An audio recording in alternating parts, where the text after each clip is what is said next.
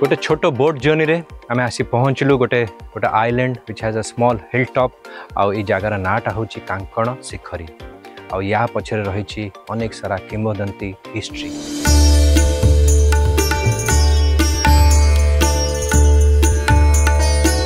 1731 रे 1731 रे मुगल सुबेदार ताकी खान पुरी को अटैक करते से जगन्नाथ बलभद्र और माँ सुभद्रा मूर्ति को ये आसी लुचा जाइथिला।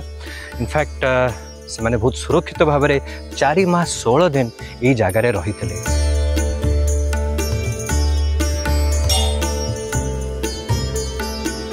जो प्रभु ये आसिले लुचिकी तो रहिले पंडा माने चिंतार पड़गले कि प्रभु को आम ये खाइबा कौन दबु। प्रभु तो प्रथम प्रसाद रे कंटा फल लगी नाला कारण पार्टी रे कंटा फुटीज बोली पंडा मैंने दिखती कि एठिकी आसला प्रथम थर प्रभु कंटा फल खाइले कांकड़ फल जोड़ा आउ ए जगार नाम लीलाक्षेत्र कांकण शिखरी।